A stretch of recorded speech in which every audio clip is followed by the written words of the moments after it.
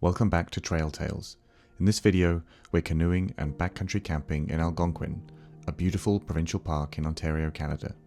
So if you're planning a portage trip, or you just want to learn more about what Algonquin has to offer, then this video is for you. While Ontario may not boast the towering mountains of the west coast of Canada, it offers something equally remarkable: over 250,000 lakes, making it a hidden gem for canoe trips. Few places in the world feature the extensive network of portaging routes found in Algonquin Provincial Park. This stunning, yet often overlooked Canadian landscape offers a truly authentic wilderness experience. Join us as we embark on a 4-day adventure, paddling through the heart of this breathtaking park, and discover the quiet beauty of one of Canada's best-kept secrets.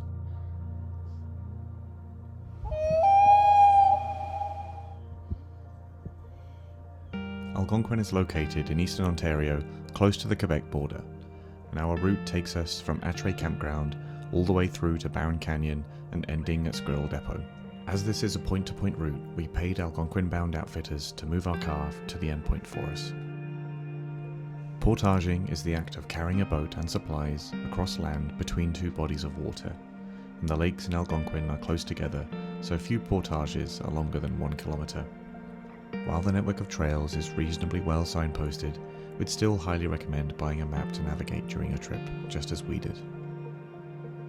On our first day, we launched our canoes into Grand Lake from Achray Campground at around 3 p.m. We opted to pay a little extra to get the featherweight Kevlar canoes, which weigh just 20 kilos each.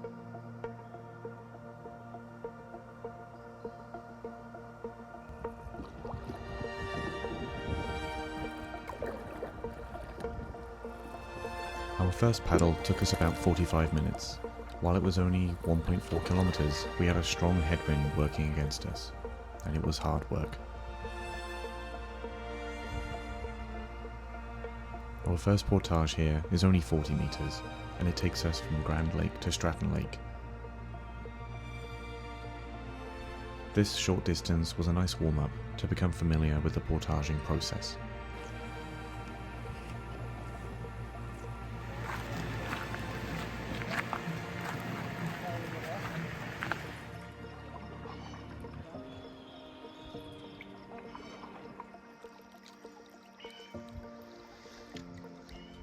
The Stratton Lake paddle was a much longer 6.3 kilometers, but because we weren't battling the wind, we completed this in just over an hour.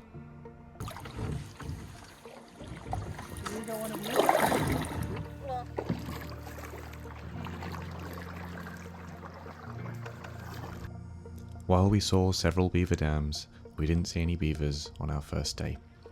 We did, however, see a midland painted turtle bathing in the September sun. Our final portage of the day is just 60 meters. It avoids a shallow, rocky stream connecting the two lakes and takes us into St. Andrew's Lake at our final paddle of the day.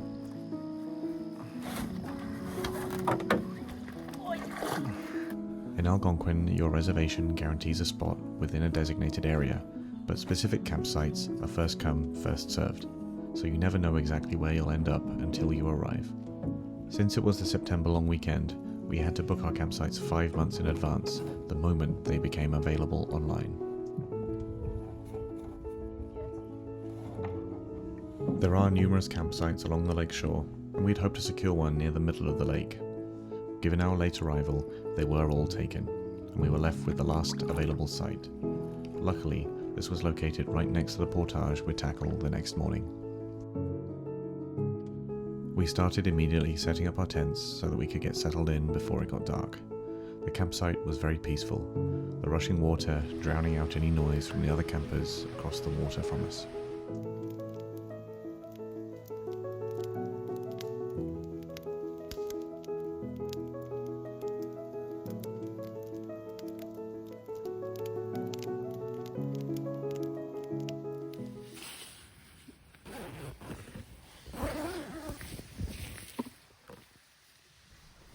For our second day, we had a leisurely 4.1 kilometers of paddling to complete, but a much more arduous 2.4 kilometers of portages to complete.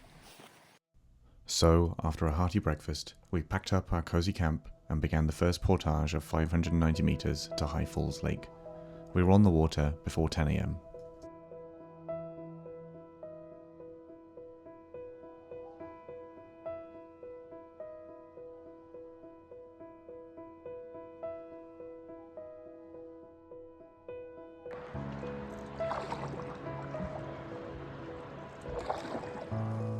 The landscape on Highfalls Lake was quite a stark contrast to what we'd seen so far. A forest fire some years ago had left an eerie scene of a forest that once was.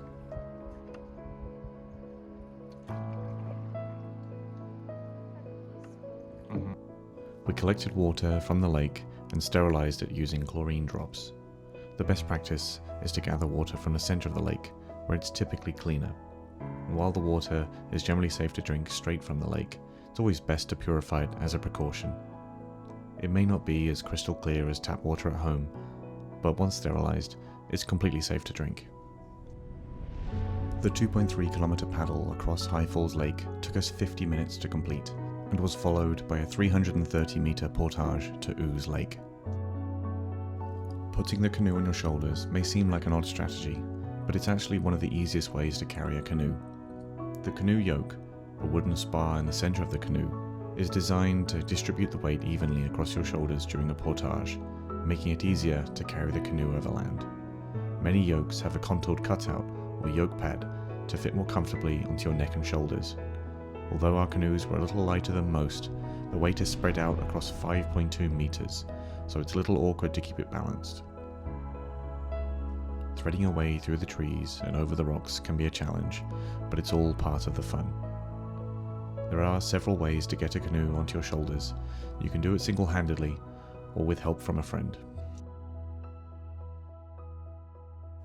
A 15-minute paddle took us across the swampy Ooze Lake, followed by a 640 meter portage to Opalescent Lake.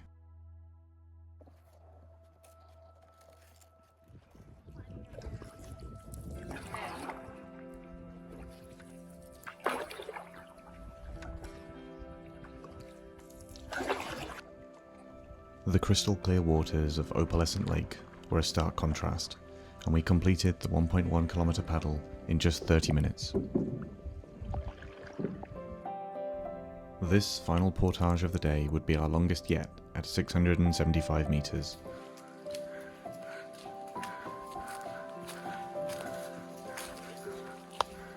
Carrying the canoes on our weary shoulders was becoming increasingly uncomfortable, so we took several breaks along the way.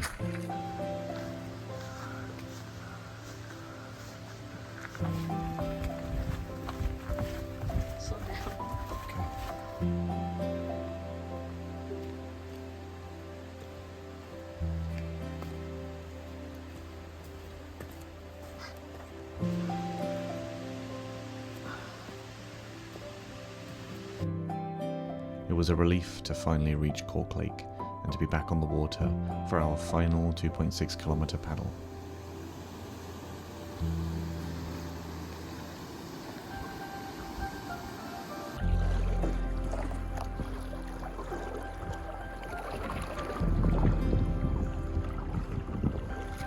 Cork Lake has only 2 campsites, and they're quite far apart, so you really do feel very remote. You'll hear only loons calling and birds tweeting, and occasionally the wind rushing through the trees. We chose the further campsite of the 2, and it felt like we had the whole park to ourselves. And our campsite had a natural rock ledge, which was the perfect spot to jump into the water and cool off on this warm September's afternoon.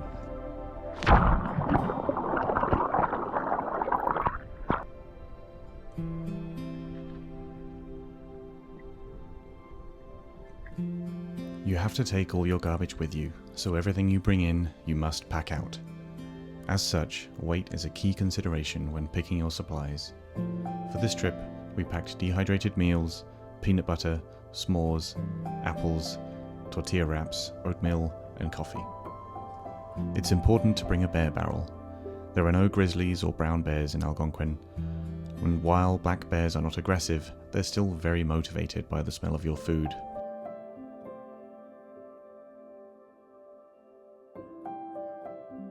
It's important to string it up high enough in a tree and far enough away from the trunk that a bear couldn't climb up and grab it. We didn't do the best job, since finding the right tree is difficult, despite being in the middle of a forest. The key thing is that the food is away from where you're sleeping.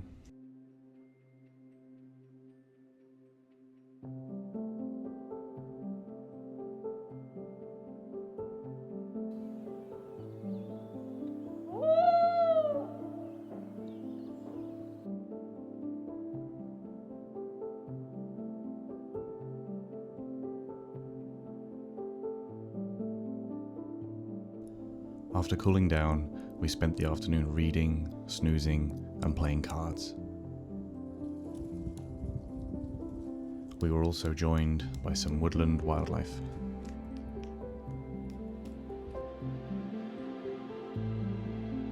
All campsites should have a fire pit, and you may not make a fire anywhere else. We made a campfire every night, mostly not for cooking, but for the experience. It's good for keeping the bugs away, and for making s'mores, and it's definitely a captivating evening's entertainment when the sun goes down. It's best practice to leave a pile of wood for the next campers. Never leave a fire unsupervised, however low it may be. And make sure you've extinguished any embers before you go to bed.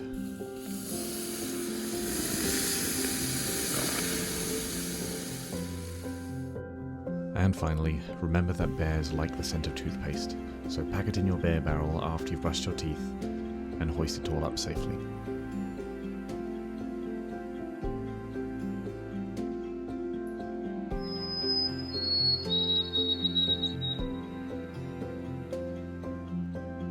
We woke up and had no plans but to enjoy the day, certainly no portaging, so we set off to explore the beautiful Cork Lake.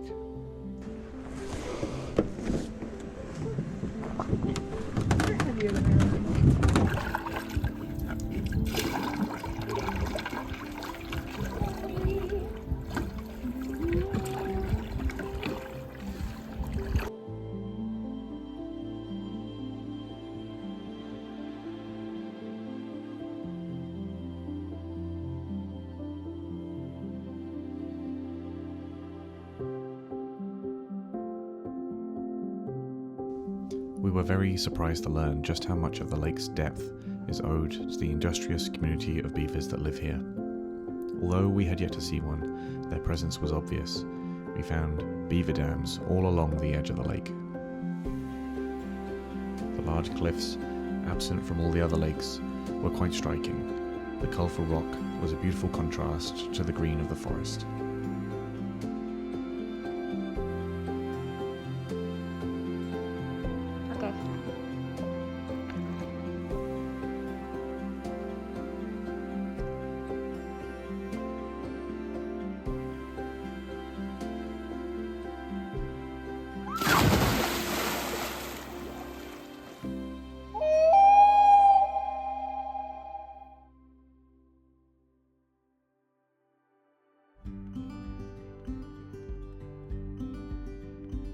We woke early and we were packed and on the water by 8 AM. We were all smiles, enjoying the tranquility.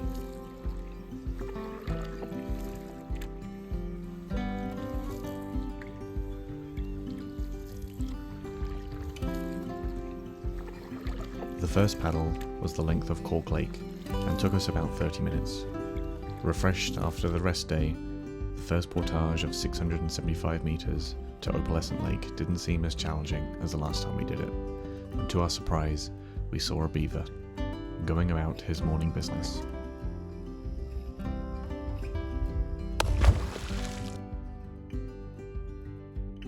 The second portage of the day, while all downhill, was still 750 meters and tough going. Meanwhile, Brigham Lake was so small, the 15-minute paddle seemed nothing in comparison to the effort of getting in and out of the water. Finally, after another 500-meter portage, we were on the Barron River. Paddling downstream definitely made this 16 kilometers much easier, but for the most part, the river was flowing so slowly that it was barely any help. There were 2 more short portages to avoid rapids and shallow parts on the river.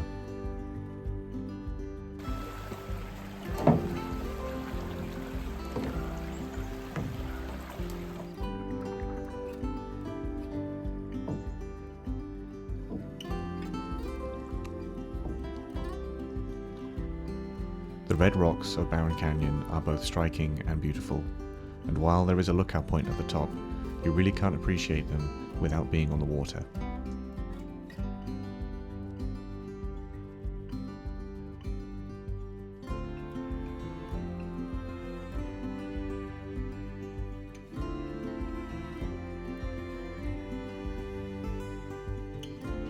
The late summer sun made progress hot and tiring.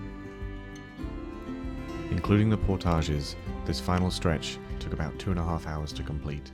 We were out of the water by noon, ready for the 6-hour drive back to the city. Over the past 4 days, we had paddled a total of 53 kilometers and completed about 5 kilometers of portages.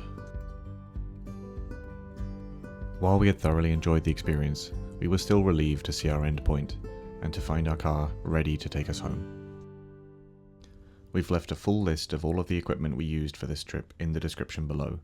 We welcome any questions you may have, and we will endeavour to answer them all in the comment section below.